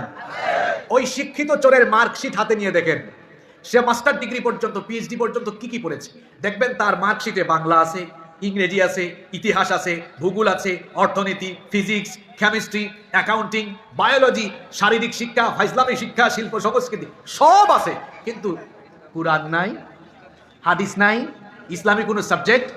আপনারা আছেন না ঘুমাই গেছেন? উপমাটা শোনেন, ভালো করে শোনেন, তাহলে বোঝা গেল একটি জাতির শিক্ষা সিলেবাসে কুরআন হাদিস বাদ দিয়ে ইসলামী শিক্ষা, যে শিক্ষার মাধ্যমে অন্তরে আল্লাহর ভয় আসে, আখিরাতের ভয় আসে, এমন শিক্ষা কারিকুলাম বাদ দিয়ে সকল শিক্ষা সন্নিবেশিত করলে এই শিক্ষা শেষ পর্যন্ত ওই জাতির সন্তানদেরকে শিক্ষিত চোর, শিক্ষিত ডাকাত, শিক্ষিত লুচ্চা, শিক্ষিত বদমাশ, শিক্ষিত দুর্নীতিবাজে পরিণত করে। তাহলে বোঝা গেল সকল শিক্ষার সাথে কুরআন হাদিস ইসলামী শিক্ষাও থাকা, না থাকলে শিক্ষিত চোর হবে। কই রোডের জায়গায় যারা বাঁশ ঢুকায় দেয় ওরা কি অশিক্ষিত জুতা চুরের মতো না শিক্ষিত চোর? যারা বাদিশকাণ্ড ঘটিয়েছে ওরা শিক্ষিত না অশিক্ষিত? আর নিচে নামলাম না, আরো বহুত আছে, বলতে গেলে বহু লম্বা লিস্ট। তাই শিক্ষিত হয়ে এই চোরারা এত চুরি করে কেন? কারণ তার ছাত্র জীবনে আল্লাহর ভয়, রসুলের ভয় আসে, আখিরাতের ভয় আসে, এমন কোনো শিক্ষা পায় না। আমাদের দেশে তো এক শ্রেণীর লোক আছে, আলেমুল আমাদেরকে দেশদ্রোহী মনে করে, রাষ্ট্রদ্রোহী মনে করে, অথচ দেশের একজন আলেম আজ পর্যন্ত দেশের টাকা বিদেশে পাচার করে নাই। একজন আলেম দেশের টাকা চুরি করে বেগম পাড়ায় বাড়ি বানায় নাই। একজন আলেমের নামে দুর্নীতির অভিযোগ নাই, কারো নামে চুরির অভিযোগ নাই। বরং আলেমদেরকে যারা মৌলবাদী, জঙ্গিবাদী বলে গালিগালাজ করে, আপনি খোঁজ দিয়ে দেখেন এক একটা টাটকা চোর আর বদমাশ। কথা কি বোঝা যায়? তাহলে কি বুঝলেন? এই বিজ্ঞানময় কোরআনের শিক্ষা ছাড়া একটা সমাজ সভ্যতার মানুষ শিক্ষিত হবে কিন্তু সুশিক্ষিত, উত্তম চরিত্রবান হবে না। কি পড়াচ্ছি আজকে আমরা আমাদের বাচ্চাদেরকে? ইবলিস তো রিটায়ার্ড এখন, শরীফ থেকে কারবার দেখছেন আপনারা। এখানে কি রাকিব রাকিবা হতে পারবে? পারবে, মনে মনে পারবে, কিন্তু শরীরের যন্ত্রাংশ পাল্টাইতে পারবে না। মুন্না কি মুন্নি হতে পারবে? আর হইলেও বিপদ আছে, হইলেও বিপদ আছে। এই যে ক্লাস 7-এ আপনি এগুলো পড়াচ্ছেন, তো ক্লাস 7-এর ছেলে এটা পড়লো, তার মাথা তো ওই রকম করে, তার মেধাটা ওরকম করে বিকশিত হলো, ওটাই বুঝলো। তা আপনি যে তার এই লুচ্চামি শিখাইলেন, অত কলেজে ইউনিভার্সিটিতে যাওয়ার পরে তার মাথায় ওইটা কাজ করবে। এই তো সুযোগ পাইছি, সে তার হোস্টেলে সিট লাগবে, বলবে স্যার আমি তো মুন্না, সার্টিফিকেটেও নাম মুন্না, আমার এখন হোস্টেলে সিট লাগবে, হলে সিট লাগবে। এখন কিন্তু আমি মনে মনে মুন্নি, আমারে মহিলাদের হোস্টেলে সিট দেন। এখন তারে যদি মহিলাদের হোস্টেলে সিট দেওয়া লাগে, মেয়েদের প্রাইভেসি থাকবে? শিয়াল মুরগির সামনে দিয়ে যদি বলে আমি মনে মনে মুরগি, তোমাদের সাথে থাকতে দাও, মুরগি যদি থাকতে দেয় তাহলে সকালবেলা একটা মুরগি থাকবে? শিয়াল মনে মনে মুরগি হয়ে মুরগির খামারের ভিতরে ঢুকলে মুরগির যা হবে, মুন্না মনে মনে মুন্নি হয়ে নারীদের ভেতরে ঢুকলে নারীদের পরিণতিও তাই হবে। আরো মুসিবত আছে তো, সে যদি বলে আব্বু আমি মুন্নি, মনে মনে মুন্নি, আমি মুন্না আন্না, এখন বিয়ে দেওয়ার সময় যদি তারা ছেলে ছেড়ে দেন, এটা তো বাসর ঘর হবে না, কারণ দুটাই তো এক জাত, সমকামিতা ছড়িয়ে যাবে। আর মেয়ের কোনো মেয়ে মুন্নি, মুন্নি যদি বলে আব্বু এত বছর আমি মুন্নি ছিলাম, এখন আপনি জায়গা জমি বন্টন করবেন, মনে মনে আমি মুন্না, হুজুর লিযযাকারি মিসলু হাযযিল উনসায়াইন, এই যে মিরাস বা ফারাইজের বন্টন কেমনে হবে? টেস্ট লাগছে কিনা? মেয়ে যদি বলে আমি ছেলে হয়ে গেছি, তাহলে সম্পদ বন্টন সহজ না কঠিন? তাহলে বুঝা গেল এই সকল বিকৃত শিক্ষা দিয়ে আমাদের আগামী প্রজন্মকে নষ্ট করার, ধ্বংস করার, সমকামী বানানোর, চরিত্রহীন বানানোর অপচেষ্টা চলছে। বরদাস্ত করবে না দেশের মানুষ।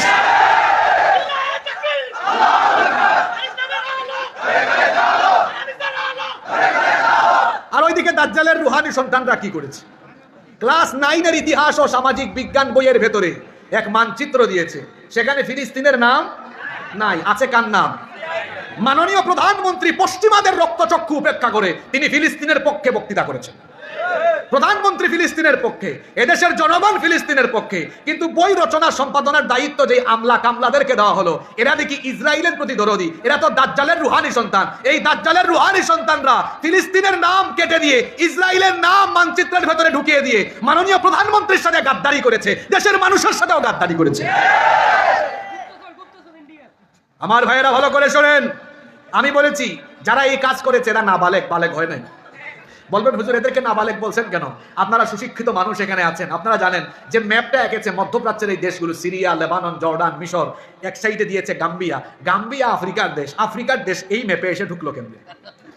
এই জন্য আমি বলেছি নাবালেগ। আর বইয়ের রচয়িতা সম্পাদক আমার বক্তব্য শুনে যদি বলে না হুজুর আমাদেরকে দেখতে কি নাবালেগ লাগে, আমরা বালেগ, তাহলে বলবো ভাই আপনারা বালেগ হয়েছেন ঠিক আছে, কিন্তু নাবালেগ যদি না হন তাহলে নিশ্চয়ই এই বইয়ের মানচিত্র আকার বেলায় আপনারা কয়েক বোতল খাইছেন, নইলে গাম্বিয়া আফ্রিকার দেশ এখানে এসে ঢুকছে কেন? কথা ঠিক আছে কিনা? আচ্ছা, একটা বইয়ে যখন এইসব ভুলভ্রান্তি হয় তখন এই বইগুলো যদি পুনরায় ছাপা হয় তাহলে দেশের সম্পদ নষ্ট হলো না? এগুলো কার বাপের পয়সা? এগুলো আপনাদের ট্যাক্সের পয়সা। এদেশের মানুষের ঘাম ঝরানোর ট্যাক্সের পয়সা নষ্ট করার কোনো অধিকার এদেশের মানুষ কাউকে দেয় নাই। এখানে যত ভাইরা আছেন, আওয়ামী লীগ, বিএনপি, জাতীয় পার্টি, সকল দল মতের, এমনকি পুলিশের ভাইদেরকেও বলছি, আপনাদের সন্তানাদি আছে, সকলের সন্তানগুলো চরিত্রবান হোক, ভালো হোক। আমরা চাই কি চাই না? আমরা শিক্ষা নিয়ে কোনো রাজনীতি চাই। অনেক পুলিশের ভাইরা আছেন, তাদের ছেলে মেয়েদেরকে তারা হাফেজ বানাচ্ছে। আমি যেখানে জুমা পড়াই চট্টগ্রামে, সেখানে আগে চিটাগং মালখানা থানার ওসি ছিলেন, তিনি তার ছেলেকে হাফেজ বানিয়েছেন। অনেক ওসি সাহেবের সাথে পরিচয় আছে, ছেলেকে হাফেজ বানিয়েছেন। এদেশে প্রশাসনিক সেক্টরে অনেকে চাকরি করে, ছেলেদেরকে আলেম বানানোর, হাফেজ বানানোর, ইঞ্জিনিয়ার বানানোর, ব্যারিস্টার বানানোর স্বপ্ন দেখছে, ছেলেদেরকে ওসি বানানোর, ডিসি বানানোর স্বপ্ন দেখছে, শরীফা বানানোর স্বপ্ন দেখছে না। এজন্য আমরা চাই এমন কারিকুলাম যাতে আমাদের ছেলে মেয়েরা সুশিক্ষিত হবে, তার পাশাপাশি চরিত্রবান হবে। আল্লাহ দায়িত্বশীল মহলকে বুঝার তৌফিক দেন। আমি আর 4-5 মিনিট বলবো, মনোযোগ নষ্ট হবে না তো আপনাদের? কয়টা নাম বলেছি কোরআনের? 4টা। কোরআন কারীম, মাজিদ, হাকিম। 5 নম্বর, এই কোরআনের আরেকটা নাম হলো ফুরকান। কোরআনে ফুরকান নামে একটা সূরাও আছে, অনেক ছেলেদের নামও আছে ফুরকান। এখানে ফুরকান আছে নাকি কেউ? আচ্ছা, খুব সুন্দর এই নাম। ফুরকান মানে সত্য মিথ্যার মধ্যে নিরূপণকারী, পার্থক্যকারী। আল্লাহ তাআলা সূরা ফুরকানের প্রথম আয়াতে বলেছেন, তাবারাকাল্লাযী নাযালাল ফুরকানা আলা আবদিহি লিয়াকুনা লিল আলামিনা নাযীরা। বরকতময় সেই সত্তা যিনি তার বান্দার উপরে এই ফুরকান নাজিল করেছেন, যাতে করে বিশ্ববাসীকে তিনি সতর্ক করে দিতে পারেন। ফুরকান মানে হলো হক বাতিল থেকে হককে যেটা আলাদা করে দেয়, কুফরি থেকে যেটা ইসলামকে আলাদা করে দেয়, ইসলাম থেকে কুফরিকে আলাদা করে দেয়। ফুরকান মানে হলো যেটা মিথ্যা থেকে সত্যকে আলাদা করে দেয়। এই কোরআন মুনাফিক থেকে মুমিনকে আলাদা করে দিয়েছে, কাফির থেকে হেদায়াত ওয়ালা লোককে আলাদা করে দিয়েছে। এই জন্য কোরআনে দেখবেন মুমিনের নামে সূরা আছে মুমিনুন, কাফিরের নামে সূরা আছে কাফিরুন, মুনাফিকের নামে সূরা আছে মুনাফিকুন। তাহলে এই কোরআন আপনাকে সত্য পথ দেখাবে, মিথ্যার পথ কোনটা সেটাও বলে দিবে। এই জন্য কোরআনের নাম ফুরকান। আবার কোরআনের আরেকটা নাম হলো শিফা। ওয়া নুনাজ্জিলু মিনাল কুরআনি মা হুয়া শিফা ইলা আখিরিল আয়া। এই কোরআনকে আল্লাহ শিফা বানিয়েছেন। এই কোরআন থেকে ঝাড়ফুঁক দিলে মানুষের রূপ ভালো করে দেন কে? শুধু এই জন্য কোরআনের নাম শিফা নয়, কোরআন থেকে ঝাড়ফুঁক দিলে যেমন রূপ ভালো হয়, তেমনি সমাজের চুরির রূপ, ডাকাতির রূপ, জিনা বদমাইশির রূপ, অন্যায় অনাচারের রোগ দূর করতে হলে এই কোরআনের শাসনের দরকার। কোরআন হলো এই সমাজের সকল রোগ দূর করার শিফা। কোরআন এসেছে ড্রাইভিং সিটে থাকার জন্য, প্যাসেঞ্জারের সিটে থাকার জন্য নয়। আজকে যে আমরা অশিক্ষা কুশিক্ষার বিরুদ্ধে এত কথা বলি আর আমরা অনুরোধ করি, আমি আকারে ইঙ্গিতে বলি, কথাগুলো বোঝার চেষ্টা করেন। আজ আমরা কোরআনকে মসজিদ মাদ্রাসা আর ওয়াজের প্যান্ডেলে রেখেছি। এই কোরআন যদি মসজিদ মাদ্রাসা ওয়াজের প্যান্ডেলে থাকার পাশাপাশি জায়গা মতো থাকতো আর সেখানে কোরআন ওয়ালা মানুষ থাকতো, অনুরোধ করা লাগতো না, সেখান থেকে আইন করে আইন পাস করে অশিক্ষা কুশিক্ষাকে ডাস্টবিনে ফেলে দেওয়া যেত। তাহলে বোঝা গেল শুধু কোরআনের ওয়াজ করলেই হবে না, এই কোরআনকে জায়গা মতো নিয়ে যাওয়ার জন্য সকলকে চেষ্টা করতে। নাম্বার 7, কোরআনের একটা নাম হলো জিকির। আমার দেশে মানুষ দাঁড়ান, বসেন, লাফান, এগুলোকে জিকির বানিয়েছে, অথচ জিকির হলো কোরআনের নাম। ইন্না নাহানু নাযালনাল যিকরা ওয়া ইন্না লাহু লাহাফিযুন। নিশ্চয়ই এই উপদেশ সম্বলিত, জিকির সম্বলিত এই কিতাব আমি নাজিল করেছি এবং এর হেফাজতের সবটুকু দায়িত্ব যিনি নিয়েছেন তিনি কে? কোরআনের 8 নম্বরের একটা নাম হলো কিসাস, গল্প কিচ্ছা কাহিনীর কিতাব। অনেকে আছে, অনেক হুজুরও আছে যারা 1 ঘন্টা ওয়াজ করলে কুরআনও বলে না, কুরআন হাদিসের নস বলে না, সাপের কিচ্ছা, ভেঙের কিচ্ছা, আলুর কিচ্ছা, ডাইলের কিচ্ছা বলে। আমার ভাইদেরকে বলবো, এত কিতাব যদি না পান, আল্লামা ইবনু কাসির রাহিমাহুল্লাহ কাসাসুল আম্বিয়া কিতাবটা পড়া ফেলান। 1 কিতাব পড়লে সারা জীবন ওয়াজ করতে পারবে। অথবা কাসাসুল কোরআন পড়েন, কোরআনের কিচ্ছাগুলো বলেন। এই কোরআনে কিচ্ছা আছে না নাই? আরে কিচ্ছার নামে তো সূরাও একটা আছে, সূরাতু আল কাসাস। দেখেন কি ওখানে ফেরাউনের কিচ্ছা, মুসার কিচ্ছা আছে। এই কোরআনে হাজার হাজার বছর আগের কিচ্ছা আছে। অতীতের কিচ্ছা যেমন আছে, কোরআনে ভবিষ্যতের কিচ্ছাও। বলেন হুজুর ভবিষ্যতের কিচ্ছা কোথায়? কিয়ামত অতীত না ভবিষ্যৎ? কিয়ামতের ঘটনাটা কেমনে ঘটবে? সূরা ইনফিতার, ইনশিকাক, তাকবীর, নাবা, নাজিয়াত, এছাড়া আরো অনেক সূরা আছে, এগুলো পড়ে দেখেন কিয়ামতের কিসসা, কিয়ামতের ঘটনা সুন্দর করে এই কোরআনে যিনি তুলে দিয়েছেন। গলার আওয়াজ বড় করে সবাই বলেন তিনি কি? কোরআনের 9 নম্বর নাম হলো নূর। আল্লাহ তাআলা বলছেন ওয়া আনজালনা ইলাইকুম নূরাম মুবিনা, সূরা নিসা 174 নম্বর আয়াত। আর আমি তোমাদের জন্য এই নূরাম মুবিনা অর্থাৎ এই আলোকিত কিতাব, এই কোরআন, এর ভেতরে নূর আছে, হেদায়েতের নূর। এখানে এই কোরআনের কাছে যিনি আসবেন তিনি আলোকিত মানুষ হয়ে যাবেন। সুবহানাল্লাহ। 10 নম্বর, এই 10টাই বলবো। এই 10 নম্বর পয়েন্টটা শুনেন, শেষ ভালো যার সব ভালো। 10 নম্বর হলো কোরআনের একটা নাম হলো হুদা। এটা হেদায়েতের কিতাব, শুরুতেই কোরআনের আছে যালিকাল কিতাবু লা রাইবা ফীহি হুদাল লিল মুত্তাকিন। এটা এমন কিতাবের ভেতরে কোনো সন্দেহ নাই, মুত্তাকিদের জন্য এই কিতাবকে হিদায়াতের কিতাব যিনি বানিয়েছেন তিনি কে? শেষ কথাটা মনোযোগ দিয়ে শুনুন। এই কিতাব আমার আপনার মতো জীবিত মানুষকে হেদায়াত দিতে এসেছে, কিন্তু আমরা কি করলাম? দুর্ভাগ্যজনকভাবে আমরা এটাকে মরা মানুষের কিতাব বানালাম। মারা যাওয়ার পরে এই কোরআনের আমরা খতমের পর খতম দিচ্ছি মরা মানুষটার জন্য। শত শত খতম, হাজার হাজার খতম ওই মরা মানুষের জন্য দেওয়া হচ্ছে। যে মানুষের জন্য খতম দেওয়া হচ্ছে এমনও হতে পারে ওই লোকটা জীবদ্দশায় কোরআনের ধারে কাছেও ছিল না, শুদ্ধ করে কোরআনও শিখে নাই।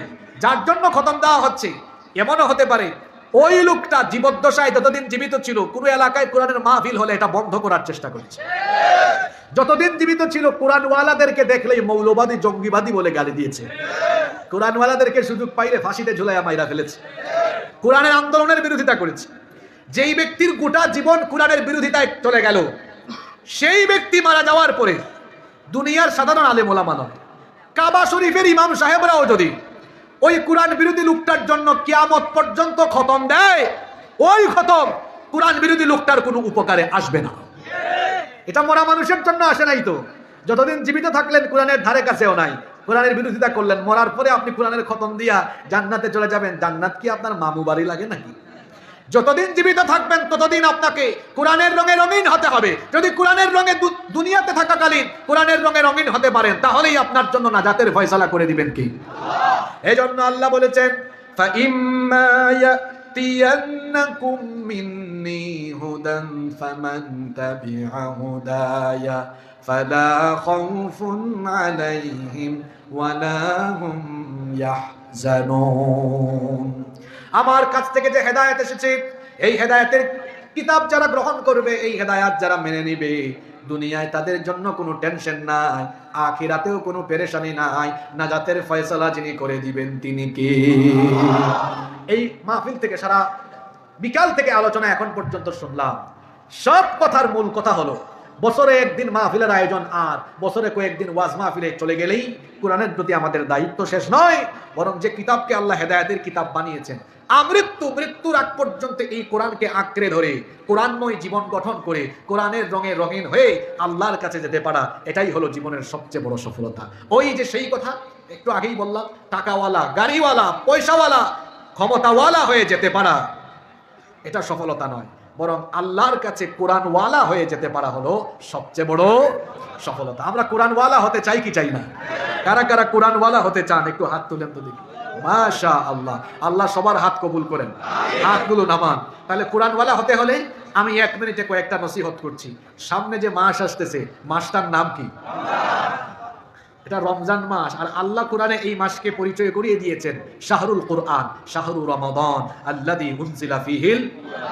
তো যে কোরআনওয়ালা হয়ে যেতে পারলে সফলতা আছে। এই কোরআন সহি শুদ্ধ করে শিখার দরকার আছে না নাই? প্রথম হক, কোরআন সকলে সহি শুদ্ধ করে শিখবেন ইনশাআল্লাহ। সকলের ঘরে ইসলামিক ফাউন্ডেশন থেকে অনুবাদ করা তাফসির আছে, ইবনে কাসির আছে, তাফহিমুল কোরআন, মাআরিফুল কোরআন, জিলালুল কোরআন, বাংলায় অনুবাদ করা অনেক তাফসির আছে। এক দুই সেট তাফসির ঘরে রাখেন, ঘরের সবাই প্রতিদিন এই কোরআন পড়বেন, কোরআন বৈঠক করবেন, কোরআন তালিম করবেন, প্রতিদিন কোরআনের কিছু কিছু আয়াত পড়বেন, নিজেকে কোরআন ওয়ালা করে গড়ে তোলার চেষ্টা করবেন। আমরা পারবো তো ইনশাআল্লাহ? আল্লাহ আমাদের সকলকে কোরআনের রঙে রঙিন হওয়ার তৌফিক দান করেন। আমরা সবাই বলি আমিন। আমি কল্পনাও করতে পারি নাই যে লক্ষ্মীপুরের কালচার আমি জানি। লক্ষ্মীপুরে 11টার আগে মাহফিল আমি নিজেই শেষ করি। আজকে উঠতে 10:30। আমি ভাবছি আপনারা বিরক্ত হয়ে যাবেন, কিন্তু ক্ষুধার্ত মানুষ খাবার পাইলে যেমন লম্বা সময় নিয়ে খায়, আপনারাও আসলে কোরআন পিপাসু, কোরআনের অনেক পিপাসা। মনে হচ্ছে অবস্থা দেখে ওয়াজ আরো চালাইলে চলবে।